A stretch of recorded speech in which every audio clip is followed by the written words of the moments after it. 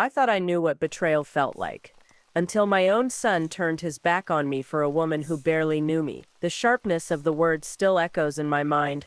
It's not about you anymore, Mom. I have to choose her. That was the moment I realized. The son I had raised, the son I loved, had become a stranger in front of me. But that wasn't the worst part. The worst part was I let him. And now the silence between us is louder than the truth I've been too afraid to confront. Before we dive deeper, hit subscribe and join us where betrayal drama and hidden truths unfold. Also, let us know where you're listening from in the comments. I still remember the way the box looked, sitting there on the dining table, untouched, unopened, like a symbol of everything that had gone wrong. It was wrapped in simple brown paper. Nothing special, but somehow it felt heavy. I couldn't quite place why at first, but the moment my son, Jonathan, handed it to me, I felt a knot tighten in my chest. This was the first Mother's Day in years he had remembered. A part of me should have been happy, but the other part, the deeper part of me, the one that had been hurt and neglected for so long, wasn't sure if I could accept it. I looked up at my daughter-in-law, Lauren, standing beside him, her arms crossed in front of her. She had a smile on her face, but it didn't quite reach her eyes. There was something off about her, a coldness that had settled in the past few months, and that moment felt like it crystallized everything that had been building up. She looked at the package, then at me, and when she whispered, "Don't open it in front of anyone," I felt something inside me snap. I froze, the air between us thick with unspoken tension. Jonathan's smile faltered for a second, but he quickly masked it, shifting on his feet, clearly uncomfortable. "Mom, just open it when you're ready," he said, his voice light but laced with an odd tension. I couldn't ignore. I didn't respond. The words stuck in my throat. It was as if Lauren's whisper had opened a floodgate, and suddenly the years of unanswered questions, the growing distance, and the quiet betrayals came rushing forward. I had raised Jonathan, sacrificed everything for him, given him my love and my trust, but somewhere along the way something had shifted, and now, here I was, standing in front of a package, a gift but also a test, a reminder that nothing had ever truly been simple. The box sat there on the table, silent. I could almost hear it whispering to me. What had it cost to get it? What was it meant to cover up? Was it a peace offering, or a subtle jab? I glanced at Lauren again, the way she stood, with her arms still crossed, her lips pressed tightly together, made it clear that this moment was more than just about a gift. She had an agenda, one I couldn't quite figure out, but I felt it like a weight on my chest. The smile she forced didn't reach her eyes, and her posture spoke volumes. A barrier she'd built between us, thick and impenetrable. She was always the one who stood between me and Jonathan, always the one who seemed to pull him away, bit by bit. I used to tell myself it was just me being overprotective, but now, in this moment, something inside me said that wasn't the case at all. There was something more to this, something darker. I wanted to ask her what she meant, what she was trying to say, but I didn't. Instead, I reached for the package, and for a brief second, the tension in the room seemed to loosen. Maybe it was just a gift. Maybe I was overthinking it. Maybe I could just be a mother, enjoying a small token of love from her son. But as my fingers brushed against the rough paper, the silence between us deepened again, and I knew there was more to this moment than I was ready to admit. Jonathan watched me, his expression unreadable, and for the first time I wondered if he was keeping something from me too. Had he been influenced by her, or was this all his idea? And if it was his idea, why did it feel so wrong? "Mom," Jonathan began, his voice trailing off as he met my eyes, but the words never came. We stood there in that strange silence, a mother and son, but also something else, something unspoken, untouchable. I could hear Lauren's soft, controlled breath beside me, but she didn't move. Her eyes flicked to the box, then to me, and there it was again, that chill that had settled between us. It was as if she knew something I didn't, or maybe she was just waiting for me to crack. I couldn't tell which, but the tension was unbearable. I placed the box back down on the table. The moment had passed, but the weight of it lingered, filling the space between us, like a third person in the room. I needed time to understand why, after all these years, I felt like I was losing him to her, to whatever it was she wanted from him, from us. And as I stared at the package, I realized it wasn't just about the gift. It was about everything I had given and everything I had lost, all wrapped up in the simple act of unwrapping a package. The room seemed to shrink, the silence growing heavier with each passing second. I could feel the years of love and sacrifice I had poured into my son like an invisible weight on my shoulders. Every birthday, every holiday, every small victory, I had been there for him. But now, it seemed like I was standing on the edge of a precipice. One small step, and everything I had known could shatter. The smile Jonathan wore, the warmth in his eyes when he handed me that gift, it didn't feel like enough anymore. It never. I wanted to open the box, to see what was inside, but part of me was terrified of what it might reveal. Would it expose the truth of my fractured family? Would it confirm the fear that Jonathan had been pulled too far away from me, and that I had no place in his life anymore? I looked back at Lauren. Her gaze was steady, almost calculating. She knew something. She knew more than I did. And in that moment, I understood. The gift wasn't just from Jonathan. It was a symbol of everything she had quietly taken from me. The package wasn't a present. It was a reminder. And now I couldn't ignore it. I left the package on the table, its presence now an unspoken weight between us. The conversation fizzled out after that moment, with awkward silences hanging thick in the air. Jonathan eventually excused himself, his steps heavy as he walked away, but Lauren stayed, her eyes never leaving me. She stood by the window, staring out into the yard, as though trying to escape whatever had passed between us. I wanted to confront her, to ask why she had spoken to me the way she did, but my voice felt lodged in my throat.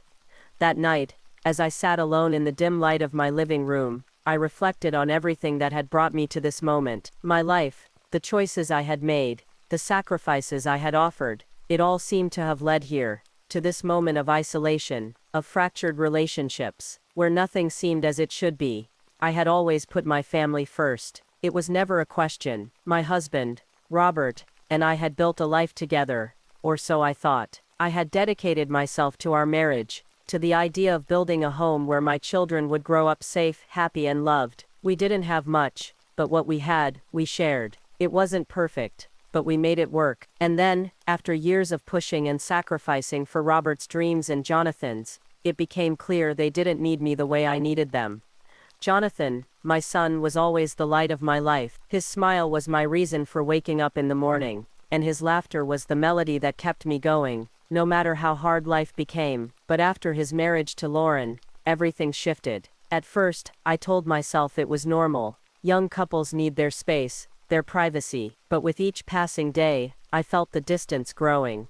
At first it was subtle, small changes in Jonathan's behavior. The phone calls that were once long and frequent turned into brief exchanges. The visits that used to be regular became rare. And when I did see him, I couldn't ignore the way he seemed different, distant, almost as though something inside him had shifted without me noticing.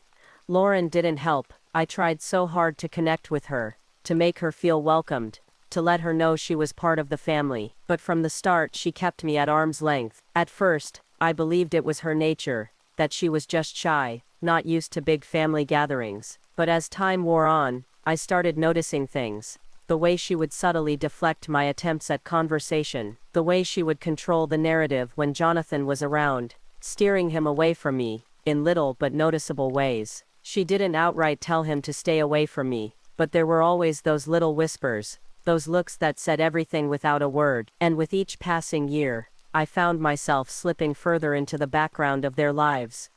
I never voiced my discomfort. It felt too small to mention. After all, I was his mother. Surely he would see the changes. Surely he would notice. But he didn't. Or maybe he did, and just didn't care. I began to wonder if he was simply going along with whatever made his wife happy, without considering how it affected me. I spent years giving him everything, sacrificing my own dreams, my own happiness, just to ensure he had the world I never could. And for what? For him to forget me as soon as he found someone else to depend on. The thought burned deep within me, an ache that I could never fully understand. I thought about my marriage to Robert. For years I had believed he was the center of my world. I had poured everything into our relationship, despite the many warning signs I had ignored. There were moments in our past where I should have left, where I should have stood up for myself, but I didn't. I loved him. I believed that love would make everything better. But love, it turned out, was not enough. Robert had never truly understood me. I had been a dutiful wife, always supporting him, always putting his needs before mine. I believed in our family, in the image of the perfect life we had built together, but behind closed doors there were cracks. I ignored them because I didn't want to face the truth that Robert's interests had shifted, that his heart had moved away from our family, and that I had become just a figure, a caretaker, a mother, a wife, but no longer the woman he once loved. When Jonathan and Lauren got married, it felt like the last nail in the coffin. I knew, deep down, that I had lost them both. Slowly but surely, I had been replaced by her, by someone who didn't know me, who didn't understand the sacrifices I had made, someone who took my place without a second thought. And now, with the gift, or the lack of clarity surrounding it, I felt the same pang of betrayal I had felt years ago with Robert. The package, sitting there on the table, was not just a present. It was a symbol of how little I mattered in their lives, a symbol of how easily they had forgotten all that I had done for them, a reminder that I had given everything, but they had only taken. I sat back in my chair, tears welling in my eyes, and realized something important. My desire for revenge wasn't born out of anger alone, it was born from the slow erosion of my worth, the quiet betrayal of the family I had spent my life trying to build. Revenge wasn't about getting even, it was about reclaiming the dignity that had been stolen from me. It was about taking back my place in my own life. The tears I shed that night weren't just for the relationship I had lost with Jonathan, they were for the woman I had become, someone who had given everything without ever asking for anything in return. But now, I knew that I couldn't just sit quietly anymore. It was time to stand up for myself. Time to show them that I was more than just a mother, more than just a wife. I was a woman, and I had a voice. I looked toward the unopened package, its simplicity mocking me. It wasn't about the gift. It was about everything that had been left unsaid, everything I had silently endured. And now, it was time to stop being silent. I looked toward the unopened package, its simplicity mocking me. It wasn't about the gift. It was about everything that had been left unsaid, everything I had silently endured. And now, it was time to stop being silent. The weight of the moment pressed down on me. The air felt thick, almost suffocating, as if the walls of the house had closed in around me. Jonathan had left for the day, and Lauren, as usual, had withdrawn into her own world, leaving me to my thoughts. I could still hear the echo of her whisper, "Don't open it in front of anyone," ringing in my ears. It wasn't just a warning, it was a subtle command, an unspoken power play, and I had let it slide. I had let it slide for too long. I had been silent for years, tolerating the distance between me and my son, the coldness from Lauren, the way she slowly but surely claimed her territory in their relationship. I had made excuses for her behavior, for the way she subtly pushed me aside, for the way Jonathan let her. I told myself it was just the way things were, that marriage changed everything, but deep down I knew better. I had always known. It wasn't just the gift, it was the years of slowly being erased from Jonathan's life, the hours spent on the phone that grew shorter, the visits that became fewer, the way he started confiding in her instead of me, the way he would look at me, but his eyes were always somewhere else, always on her, and I let it happen. I let him slip away, thinking it was just a phase, thinking it was just something that happened when children grew up. But this wasn't just growing up, this was abandonment. This was being replaced. This was betrayal, not from someone else, but from my own flesh and blood. I hadn't wanted to admit it to myself, but as I sat there, looking at the package, I realized something I had been avoiding for so long. I wasn't just angry at Lauren. I wasn't just angry at Jonathan. I was angry at myself. I had let myself be forgotten. I had let myself be pushed aside, all in the name of family, all in the name of love. I had sacrificed everything, my time, my energy, my needs, for their happiness, and in return, I had been left standing here alone. But not anymore. I couldn't keep doing this. I couldn't keep pretending that everything was fine, that I was fine. I couldn't keep playing the role of the silent mother, the quiet observer, the one who gave everything but got nothing in return. Something had to change. And it wasn't going to be Jonathan or Lauren who changed. It had to be me. I had to be the one to stop this cycle. I had to reclaim my place, not just in their lives, but in my own life. As I sat there, the silence between us, between me and Jonathan, me and Lauren, felt suffocating. I felt like a ghost in my own home. I had spent so many years trying to make sure they were happy, trying to hold everything together, while slowly losing myself in the process. But I wasn't invisible. I wasn't a ghost. I was a woman, and I deserved to be seen. I deserved to have my voice heard. It was time to speak up. No more silence. No more pretending. I stood up, my hands shaking slightly as I walked toward the table. The package sat there, innocently, as though it hadn't already carried with it years of unspoken pain. I took a deep breath, steadying myself, and slowly began to unwrap it. Inside was a simple necklace. Nothing extravagant, nothing grand, just a small silver pendant in the shape of a heart. It wasn't what I had expected. It wasn't what I had hoped for. It was, in a way, more painful than I could have imagined. This wasn't a grand gesture. This wasn't a sign of love. This was a token, a reminder of everything I had been to Jonathan. Something small, something easily overlooked. I clenched my jaw, swallowing the wave of hurt that threatened to rise in my chest. The necklace wasn't the issue. It was the thought behind it. It was the fact that this was all I was worth now. A small, impersonal gift, handed over with no real thought, no real emotion behind it. It was as if Jonathan had simply gone through the motions, doing what he thought was expected of him, without truly seeing me, without truly understanding the years I had spent pouring my heart into his life. I tossed the necklace back onto the table, the sharp sound of metal hitting wood echoing in the quiet room. I didn't need a necklace to tell me I mattered. I didn't need a package to remind me that I was loved. What I needed was my son. What I needed was to know that, after all these years, I still had a place in his life. A real place. Not just as a mother, not just as someone who gave, but as someone who was seen, as someone who mattered. I walked into the living room, my heart racing in my chest. The decision had been made. I couldn't wait any longer. I couldn't sit by and hope that things would change on their own. If I didn't stand up for myself, no one else would. I had been silent for far too long, but I couldn't be silent anymore. Jonathan needed to understand that I wasn't going to fade into the background of his life. I wasn't going to allow him to keep making excuses for the way he had treated me. And Lauren needed to understand that she couldn't control this family. She couldn't control him. She couldn't control me. I picked up my phone and dialed Jonathan's number. My hands were still shaking, but I didn't hesitate. This was the moment I had been building toward. The moment I would stop being silent. The moment I would stop being invisible. When he picked up, I didn't waste any time. "We need to talk," I said, my voice steady, despite the whirlwind inside of me. "Now." The words felt like they came from someone else, someone stronger, someone who had been waiting for this moment for years. The urgency of it hung in the air, heavy with everything I had been holding back. I heard Jonathan's sharp intake of breath on the other end, but he didn't speak. That silence was louder than anything he could have said. "I'm coming over," he finally replied, his voice thick, uncertain.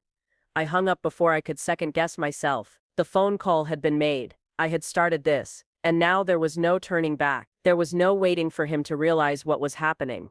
The time for patience was over. This wasn't about a simple conversation. It was about everything I had kept inside for far too long. About everything I had let slide, hoping it would fix itself, hoping he would see me, hear me. But nothing changed. Nothing ever did. The silence after the call was oppressive.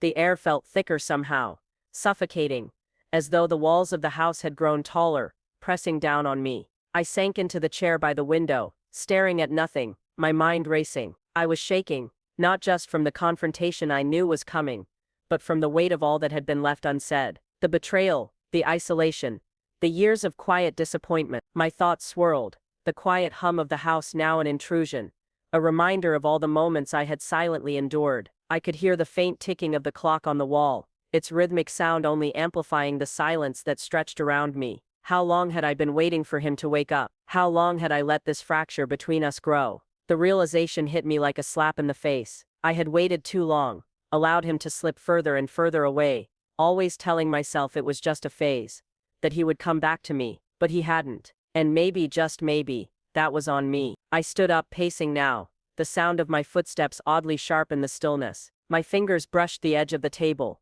the cool wood grounding me, but not enough to calm the storm inside. This wasn't just a phone call. This was me standing at the edge of everything I had once known. My son was coming over, but would it be him I was speaking to?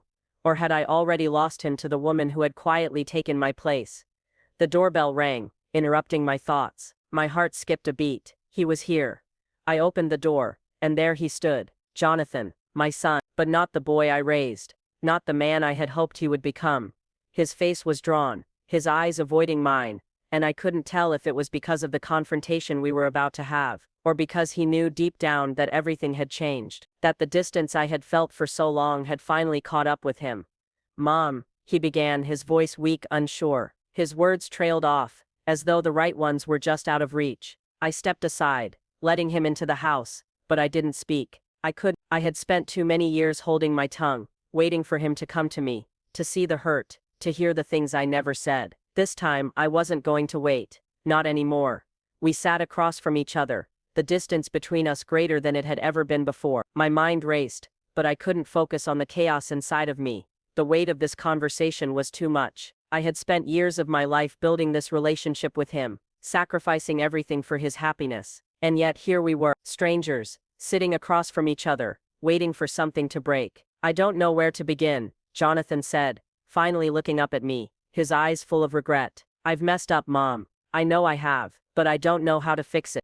The pain of his words hit me harder than I expected. I had spent so much time imagining what this moment would feel like, but now that it was here, the reality was almost too much to bear. There was so much I wanted to say, so much I had kept inside, but the words felt stuck in my throat.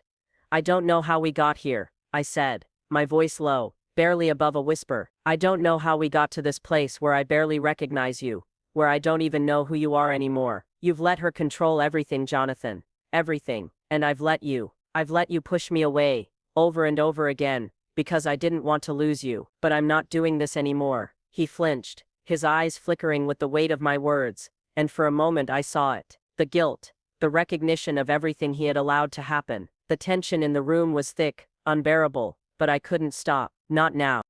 I'm not asking you to choose me over her," I continued, my voice stronger now, the words coming faster. "I'm asking you to choose yourself, to choose what kind of man you want to be, because if you're going to let her dictate your relationship with me, if you're going to let her tear us apart, then I can't do this anymore."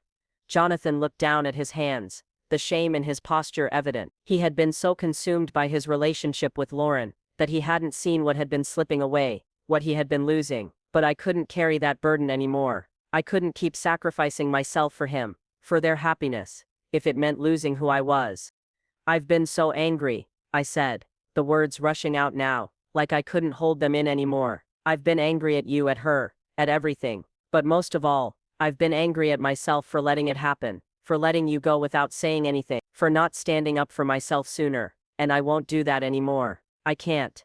Jonathan's face softened, but it wasn't enough. He wasn't the same person I had raised, and I wasn't the same woman who had quietly accepted her place in their world. The silence stretched between us, thick with all the things left unsaid, but for the first time, I didn't feel desperate to fill it. This wasn't the end of our story, it was just the beginning. The phone call had been made. The moment of reckoning was upon me. I had no idea what to expect when Jonathan arrived, but I knew one thing for certain. I couldn't go back. There was no turning around now. I sat in the living room, my hands folded tightly in my lap, the air heavy with anticipation. The house was eerily quiet, like the calm before a storm. I kept replaying the conversation in my mind, rehearsing what I would say, but every time I tried to picture the words, they seemed inadequate. How do you make someone see you when they've been blind to you for so long? Jonathan arrived, 15 minutes later, his footsteps hesitant as he walked up the stairs. I could hear him pacing in the hallway outside the door, unsure whether to knock or just walk in. For a brief moment, I considered waiting longer, letting him work up the courage. But that thought passed quickly. I wasn't waiting anymore. I had waited long enough. I stood up and opened the door. When he saw me, his face softened, but there was a wariness in his eyes that told me everything I needed to know. He didn't know what to expect either. This wasn't just a conversation. This was the beginning of something new. Whether it would heal us or tear us apart, I didn't know, but it would be a moment that defined the rest of our relationship. "Mom," Jonathan said, his voice thick with emotion, "I'm sorry. I didn't know things had gotten this bad between us." I nodded, not trusting myself to speak right away. The weight of his apology settled between us like a 1,000-pound boulder. There was no easy way to navigate this. I had spent years feeling invisible in his life, And now he was offering me an apology that felt too little, too late. You didn't know, I asked, my voice a little sharper than I intended. How could you not know, Jonathan? How could you not see how far away you've pushed me? I've been standing here, in this house for years, watching you drift further and further away, and I let you. I kept telling myself that it was just part of growing up, that you would come around. But you didn't. You let her control everything, and I let you. His eyes dropped to the floor, and I could see the guilt clouding his expression. He opened his mouth to say something, but the words didn't come. He was struggling to find the right ones, and in that silence, I realized something. He didn't know what to do because he had never been forced to face what had been happening. He had never been forced to confront how much he had hurt me. I've been invisible in your life, Jonathan, I continued, my voice trembling with the weight of everything I had kept inside for so long. You've allowed her, your wife, your partner, to erase me, to make me feel like I'm nothing, and I've let you. I've allowed myself to be sidelined, to be dismissed, all for the sake of peace, for the sake of family, but I can't do it anymore. I'm not going to sit here quietly while you and she play this game. Jonathan took a step forward, his face a mask of desperation. I never meant for you to feel like this, Mom. I don't want to lose you. I looked up at him, searching his face for some sign of sincerity, but all I saw was the same confused, torn expression. He didn't get it, not yet. It's not about losing me, Jonathan. It's about you not realizing how much you've already lost. You've been choosing her over and over again, without even realizing it. And I've been standing here, waiting for you to see me, waiting for you to notice that I'm not just your mother. I'm a person too. I deserve to be seen. His eyes welled up, and for a brief moment, I saw the boy I had raised, the child who had once looked at me with so much love and devotion, the love that had been replaced by confusion, by guilt, by obligation, the love that had been pushed aside by Mom? I don't know what to say, he whispered, his voice shaking. I didn't see it. I didn't see how much I've hurt you, but I'm trying now. I swear I'm trying.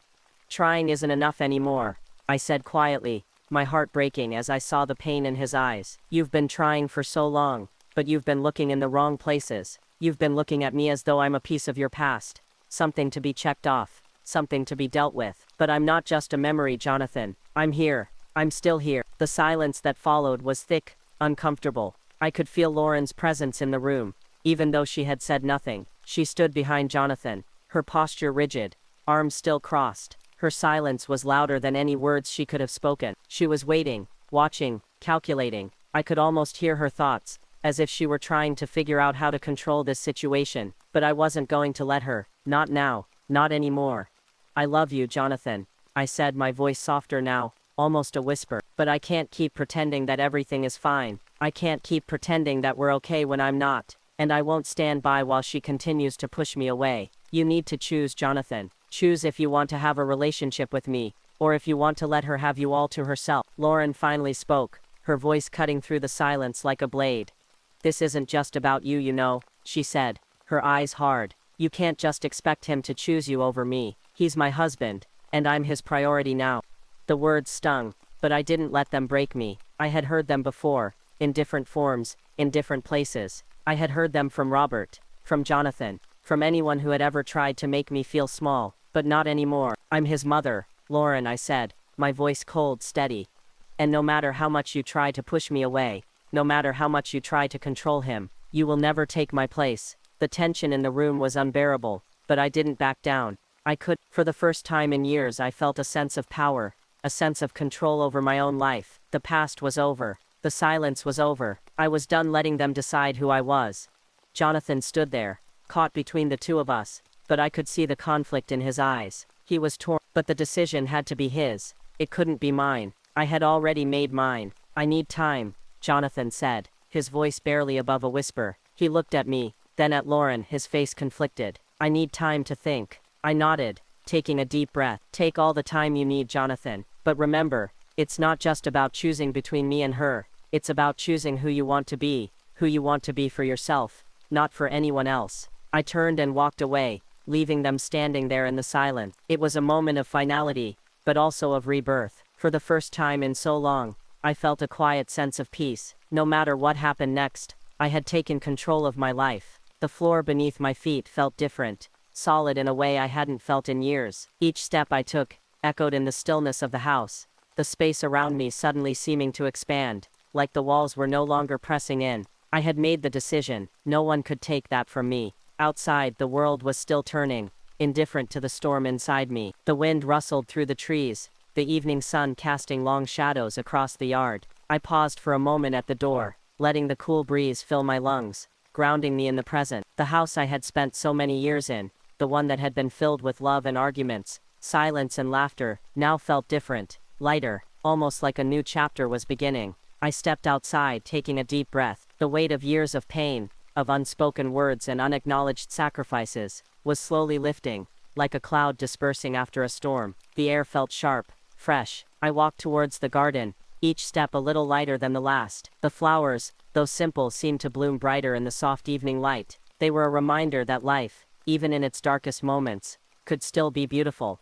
But I wasn't thinking about the flowers. I was thinking about the words I had just said to Jonathan, the harshness of them, the finality. He was my son. How had it come to this? How had I allowed myself to be pushed aside for so long? I had spent too many years being invisible, swallowing the hurt, hoping that things would change on their own. But change never comes unless you force it. And now, for the first time, I was forcing. I let my hand trail over the smooth petals of a rosebush, the sharpness of the thorns, reminding me that even beauty comes with pain. I had felt that pain for so long, but now as I stood there in the quiet of my own garden, it no longer consumed me. I was free of it, or at least I was beginning to be. The silence inside the house felt different now too. Before, it had been suffocating, like a thick fog that blurred everything around me. Now it was a kind of peace, a quiet that allowed me to hear myself again, to feel my own heartbeat without distraction. I had taken control. I had stopped waiting for others to change, to give me what I needed. I had given it to myself. I stood in the garden,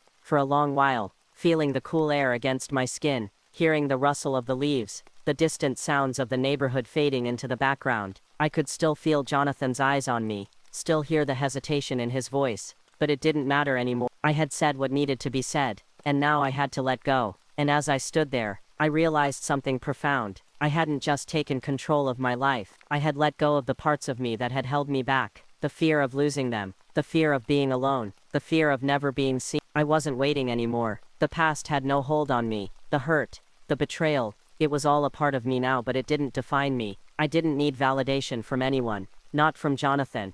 Not from Lauren. Not from anyone. I heard the sound of Jonathan's car start up in the driveway, and for a split second, I almost turned back, almost walked back into the house, but I didn't. I stayed right where I was, standing in the cool evening air. The decision had been made.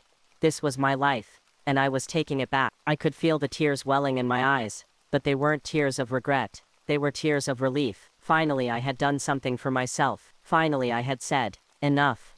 The world kept moving. Life kept going on. But in that moment, I stood still. I was no longer a spectator. I was no longer afraid of what was coming. I had taken control of my life, and nothing, no one, could take that away from me. The days that followed felt like an emotional blur. I hadn't heard from Jonathan in nearly a week, and despite the peaceful resolve I had felt after confronting him, I found myself constantly on edge. I couldn't help but replay the conversation over and over again in my head, wondering if I had said the right things, if I had pushed too hard, or if I had finally said what needed to be said. But as the silence stretched on, something gnawed at me, a sense of dread that I couldn't shake. The guilt in Jonathan's eyes had told me he was torn, but I couldn't escape the feeling that there was something more, something I hadn't been told, something that was left unspoken. It wasn't until the 5th day after our conversation that I received a text from Jonathan. My heart skipped a beat when I saw his name flash across my phone screen. For a moment I hesitated. I didn't know what I was about to read, but I knew it was going to change everything. "Can we talk, Mom? Please, I need to explain." I stared at the message for what felt like an eternity. I had been waiting for this moment, but now that it was here, I wasn't sure I was ready. What could he possibly have to explain? What was there left to say? I waited for a few more minutes, my fingers hovering over the keyboard, unsure of what to say. Finally, I typed back, my hands trembling slightly. "I'm listening." Jonathan called me not long after. His voice was shaky, but there was something in it that made me sit up straight. Something I couldn't place, a shift, a change. I had no idea what was coming, but I knew it wasn't going to be simple. "Mom, I'm sorry, I've been a terrible son," he began, his voice tight, almost cracking under the weight of his words. "I've hurt you more than I realized." I wanted to say something, to comfort him, but I stopped myself. This wasn't about me comforting him. This was about me, finally, standing my ground. I should have stood up for you. I should have seen how you were hurting. I was blind and I made excuses for Lauren because I thought I had to. But I realize now that I've been neglecting you. I've been neglecting everything you've done for me. He paused for a moment, the silence heavy, as though he was struggling to find the right words. But there's something I need to tell you, something I didn't know how to say until now. My heart raced. I could feel the weight of his words, the gravity of what he was about to reveal. Mom, Lauren, she's been pressuring me. I didn't see it, but I see it now. She's been manipulating me. For a long time, I thought I was just going along with things because I had to, that I was keeping the peace. But I realize now that she's been isolating me from you. She's been making me feel like I have to choose between her and you. And I never saw it. I thought I was doing the right thing by trying to keep both sides happy, but I've been blind, and I've been wrong. I felt a surge of emotion, anger, relief, confusion, all tangled up inside me. I wanted to scream at him, to tell him how much he had hurt me, how much this had torn me apart. But all I could do was sit there, letting his words wash over me, trying to make sense of everything. I'm sorry, Mom. I don't know how to make this right, but I'm going to try, he continued, his voice barely above a whisper. I can't keep letting her control me. I don't want to lose you. The air in the room seemed to thicken. I hadn't expected this. I had hoped, yes, but I hadn't truly believed he would come to this realization. And yet here he was, admitting the very thing I had been feeling for so long, that Lauren had been manipulating him, pushing him away from me, keeping us apart for her own gain. For a moment, I didn't know how to respond. The pain of everything I had been through with Jonathan came crashing down on me. But then, slowly, a sense of clarity began to settle in. This wasn't just about what Lauren had done to me. It was about Jonathan finally seeing what had been happening. It was about him taking responsibility for his part in our fractured relationship. And in that moment, I realized that this wasn't the end. It was the beginning of healing, the beginning of rebuilding. I'm not angry with you, Jonathan, I said softly, my voice steady now. I'm hurt. I'm deeply hurt by what's happened. But I'm not angry. I just want you to understand what's been going on. And I want you to understand that I can't keep being pushed aside. I can't keep pretending that everything's okay when it's not. But if you're willing to fix this, then we can move forward. But I can't do it alone. I need you to be here, really here. There was a long pause on the other end of the line. Then Jonathan spoke, his voice filled with sincerity, and I could hear the emotion in it, real, raw, and unguarded. I will, Mom. I promise. I will fight for this. I won't let her control me anymore. I won't let her come between us. In that moment, I felt a weight lift from my chest. The anger that had been building, the resentment, the frustration, all of it seemed to dissolve into something softer, something more hope. This was the first step toward healing, toward rebuilding the relationship I had almost lost. As the conversation came to a close, I felt a quiet sense of relief. Jonathan wasn't perfect, and neither was I, but this was the beginning of something better, for both of us. The call ended, and I sat there, letting the silence settle around me. It wasn't over, not yet, but for the first time in a long time, I felt like there was hope. It wasn't about revenge. It wasn't about getting back at anyone. It was about reclaiming my place in Jonathan's life. About being seen. About being heard. The journey wasn't going to be easy, but I was no longer afraid to take it. No longer afraid to face the truth. The days after Jonathan's confession were a blur, but they were different from the days before. They weren't filled with the same heaviness, the same tension that had clouded everything. It wasn't like everything was fixed. Not by a long shot. But something had shifted. It was small, almost imperceptible, but it was there. There was a crack in the walls, a sliver of light breaking through.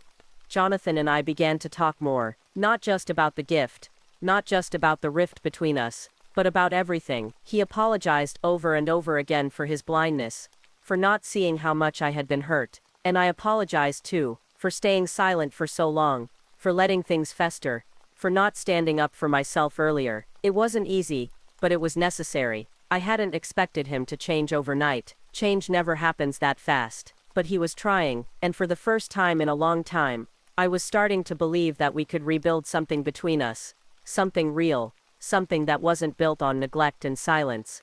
But Lauren was a different story. I couldn't pretend that things were magically better between us. She hadn't changed, and the tension between us was still palpable. She didn't speak to me much, and when she did, it was with that same coldness, that same calculated distance. I saw her more clearly now. I saw the way she controlled Jonathan, how she manipulated him into choices he wasn't fully aware of, and how she had tried to push me out of his life. But something in me had changed too. I no longer felt the same fear I had before. The fear that if I spoke too loudly, I would lose him for good. The fear that if I made my needs known, he would reject me. I had come to realize that I had my own voice, and I was no longer afraid to use it. Not with him, not with anyone. And if Lauren couldn't accept that, then that was something she would have to figure out for herself. I wasn't going to let her control my life, just like I wasn't going to let her control Jonathan's. I had fought too hard to get my voice back to let anyone take it away again. One afternoon, Jonathan and I went for coffee, just the two of us. We sat across from each other in a small cafe, the sunlight spilling in through the windows, warming the space. I looked at him, really looked at him, and for the first time in years, I saw him clearly, not as my son, not as someone who owed me something, but as a man who had been caught up in the web of his own life, who had made mistakes, but who was trying to make it right. "I'm proud of you, Jonathan," I said, my voice thick with emotion. "You've been through a lot, and I know I haven't always been easy on you, but you're trying, and that's what matters." He looked at me, his eyes filled with a mix of gratitude and something else.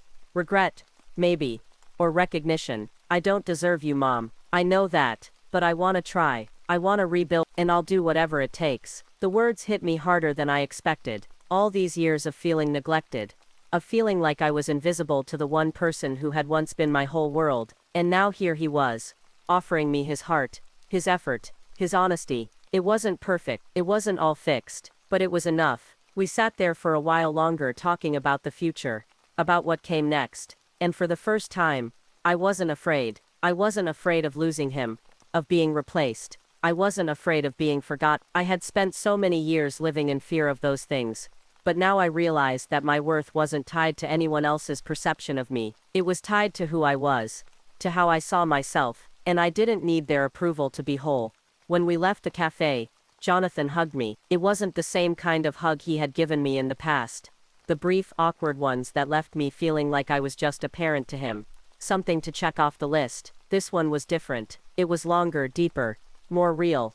It was the kind of hug that said, I'm really here, and I'm not going anywhere." As I walked back to my car, I felt lighter. The weight of years of unresolved hurt, of guilt, of silence, was finally lifting. I wasn't done with the journey, not by a long shot. There was still work to be done, still healing to be had, but the first step had been taken. The walls had been broken down, not just between Jonathan and me, but between me and myself. I was no longer afraid to stand up for what I needed, for what I deserved. I wasn't afraid to ask for respect, for love, for acknowledgement. And for the first time in a long time, I felt like I was walking in my own truth, my own power, not as a mother, not as someone's wife, not as someone who had been silent for too long, but as me, just me. I sat in my car and took a deep breath, looking at my reflection in the rearview mirror. There was no longer a woman defined by the mistakes of others, by the choices of those who had hurt her. There was no longer a woman afraid of being left behind.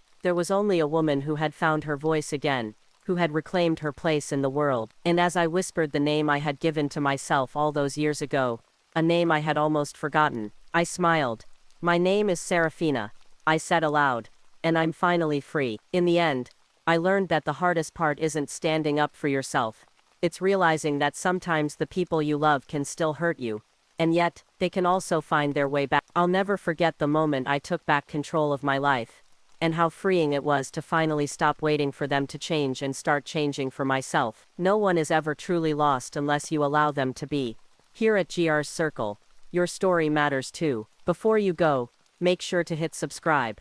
And tell me, have you ever been pushed aside by someone you loved? How did you reclaim your voice? Let me know in the comments.